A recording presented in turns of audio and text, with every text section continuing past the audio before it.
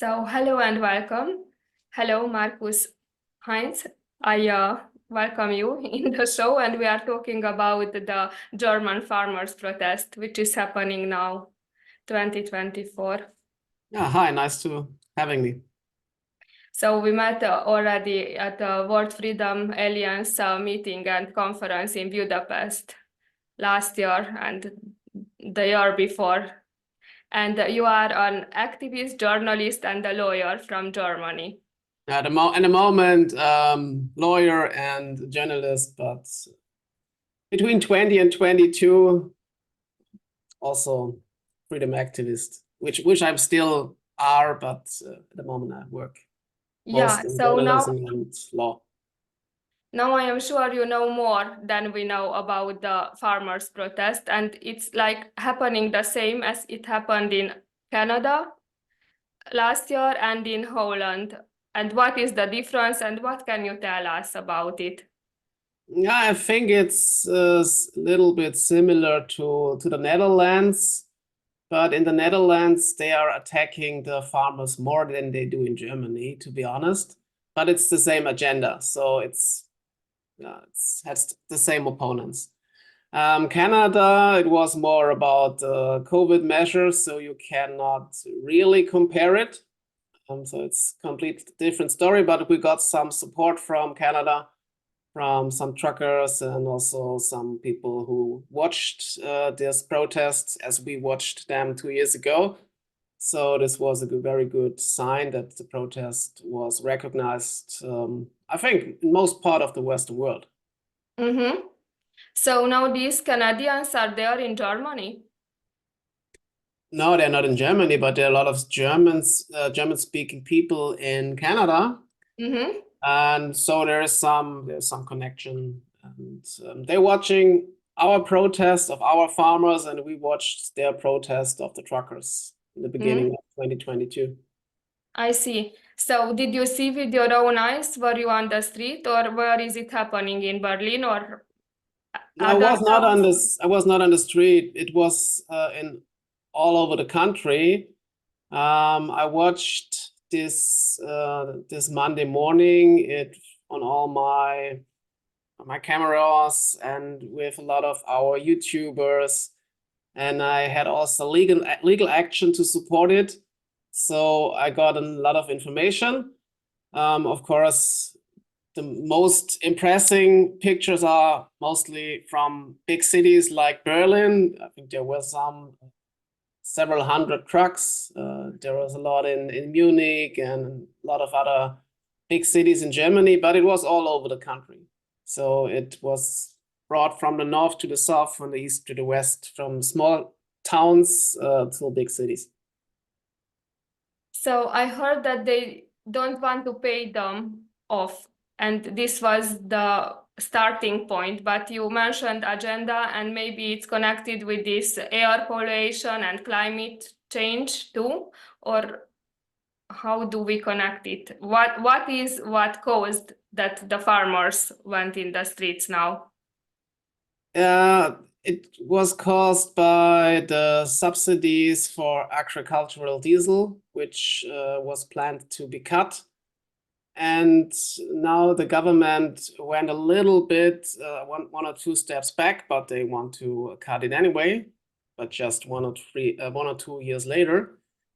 So it's not, it has nothing to do directly with Agenda 23 and the inflation and all of that. But we have in Germany at the moment a very, very bad government, the worst we ever had. And I think at one point people are fed up with that. So the thing which caused it was the subsidies for the diesel, because our government did some, how could I say it? They used, I think, 60 billion euro from COVID to put it in other parts in our Economy. Yeah, and this was illegal. Like our highest court stated this, so they have had to do it all with another try to get this money, and so they picked it from agriculture and from farms and from a lot of other people, and so this was the starting point of all that. But now I think it's not only that, it's going more and more that people realize it's not only about some money, it's more about the whole agenda. But that's will take a little bit for most people to recognize it. Yes, cutting down agriculture, dealing with the animals and plants. I mean, they want to kill all the farmers and everything which is connected with having a good, proper food. So yeah, this is the bigger plan for sure. We know that, but I'm not sure if all of the farmers know it, but a lot more people know it than it was 3, 4, 5, 6 years ago. So how long is it that they are in the streets? It started on Sunday evening, and Monday was a really, really big protest, and it is still protest in a lot of cities in the country, but more if there is a politician like our agricultural minister, and it's not today or tomorrow all over the country. So it was on Monday really, really big, and I think there's some plans Saturday, Sunday, and we are watching it, how it goes on and what they are planning in the next weeks. And what is the media cover-up? How do they react? What are they writing about this protest? What do you expect? The typical framing from farmers. Some parts of farmers are, they say, far right, and some are extremists, and all this bullshit we are hearing since COVID. So this is what we expected, and at the moment, I guess people don't buy it anymore. So there is a little bit more media resistance from like the police or others who say this is peaceful protest, and so it's more difficult for the government and for the mainstream media to frame this than it was 3 or 4 years ago with the COVID protests. But they try for sure. So in the Hungarian media, they didn't mention anything, and then when it was big enough, then they just kind of mention, not talk about it, and Facebook is censoring it, and maybe I suppose TikTok is censoring it too. I'm not sure if they censor it. I did not hear about it. What we realized was that there is a lot of media coverage in social media all over the world. So like Elon Musk said something about it, and some big activist, a girl from the Netherlands, Eva, I don't have the rest of her name. So it was a big media coverage of all that, but some countries like Italy, they did not bring news from it, because I think they have some fear that people can rise in their countries. I don't know why there was no coverage in Hungary, because Hungary is more critical against the other European Union members, like everybody know. But Hungary seems to be, but in reality, they are doing an agenda too. So yeah, maybe agenda too, but at least they also do a little bit for their own people. For sure, most countries are on that agenda, but at least in Hungary, Orban at some point says, "Okay, I don't want this. I want this. I won't want that." For sure, this.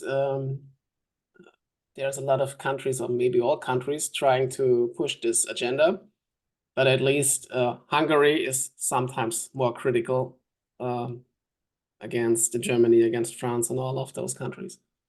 Yeah, Hungary is against migration and we have a lot of migration, so it's just a cover up, but no problem. What I wanted to ask you that how do the people react? You know, there is always a question that what is the support from the common people? Do they agree with this protest or do they blame the farmers? I think at the moment the people mostly agree because there are not that much people anymore in Germany who support our government. I think they have an approval rate under 20%, which is a very, very small number. So people accept this protest. A lot of people support the protest of the farmers, and it's not only the farmers; it's also entrepreneurs and some truckers. So it's getting a little bit bigger. First we had the COVID protests from 20 to 21. Then we had some peace protests, and now it's a lot of protests against our government, and especially against the Green Party. So people are fed up with them, and at the moment people are clearly on the side of the farmers, I think. Even if they're in a traffic jam, they say, okay, we understand this. Yeah, and then a lot of farmers are included in these restrictions, almost 300,000 farmers, almost, but I will mention the numbers you gave me. Yeah, it's every farmer. It's we have about 263,000 farms and about 940,000 people working on these farms, and so everyone is affected because everyone uses diesel, and everyone has tractors, so it is affecting every farmer, nearly every farmer. So I don't know how you can have a farm without a diesel tractor. It's not possible. And so it affects all of them. And for sure, their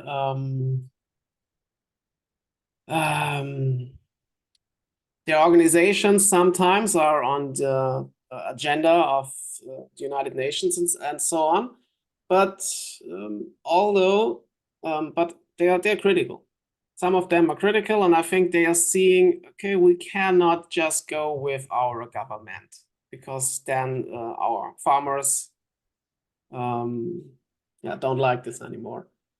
The biggest problem I see at the moment in this protest is that the CDU, CSU, the former party of Angela Merkel, just tried to get rid of the government of Olaf Scholz, and then they go to build the next government. So this is the danger I see a little bit.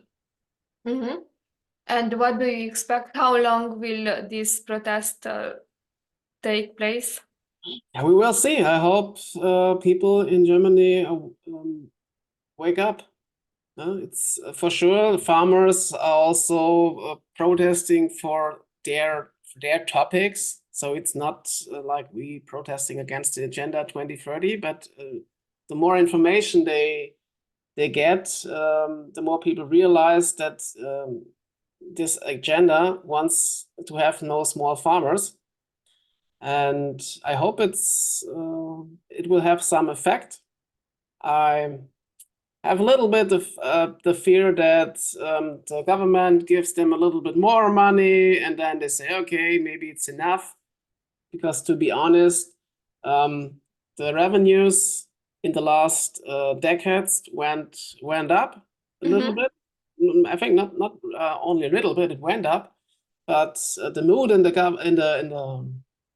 country is this government, especially the Green Party, is destroying Germany, what they are doing. So I hope it will be a long and big protest, and it's not just a one-day protest and then everybody goes home and then they get a little bit from the government. So we will see.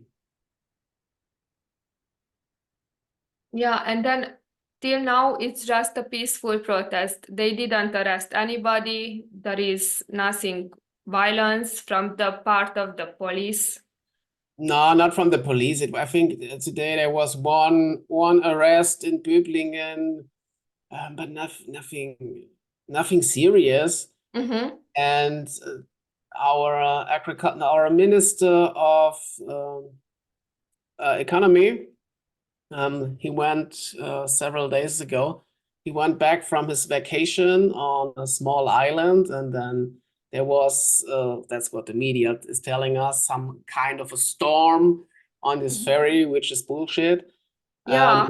It was not violent, but it goes all over the They media. pushed him back. I saw the video. They pushed him It back. was no violence. The police said it was okay. It was a protest, but to be honest, these people are destroying our country. So at one point, the people are fed up with it. But even police said it was peaceful, and now media and district attorneys try to attack for sure some of these protesters. But it's the typical framing. If you are protesting for all this climate agenda, then you can block streets, you can block firefighters and all that. And the farmers are not doing this. And they got attacked from the media because they are not on the side of the government. At least not on this government. Maybe some of them, a lot of them for sure, are on the side of the CDU, CSU, and all of those two parties. But yeah, it's not what our normal government and our woke left radical government wants. So they try to attack these protests. So they didn't block the roads, and the people can go to work, and there is no problem. They blocked some roads, not enough. Some people say, but it's always the question: how much will you block? What are you wanting to do? I saw this 2 years ago in Brazil. As they tried to block the whole country, and then the president said, this is hurting our people too much, and then the truckers went home, which I think it was a good decision in this part of the world with all the problems Brazil had. And you have the same question in Germany. If you block the whole country, then we also get problems. And so some say they shouldn't block more, some say no. It depends. There's no easy answer to that, but there was a lot of streets were blocked. Do you want to add anything more, or? I think we covered it up as far as I can say something to that. I hope that the people learn from other protests we had in the years before. So a lot of those things I saw 2, 3, 4 years ago. So going to protest on a big place where is no crowd, you should not do that. And they should learn a little bit from our protest.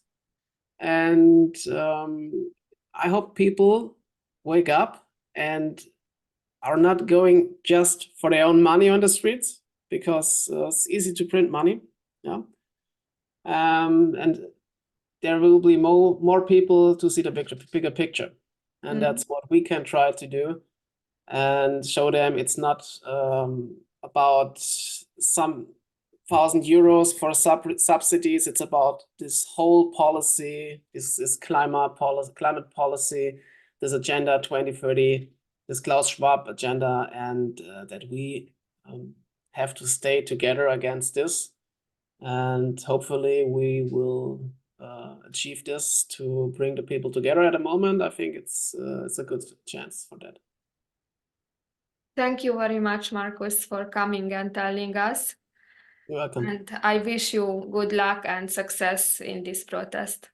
Thanks. Greetings to Hungary. Thank you. Bye-bye. Bye.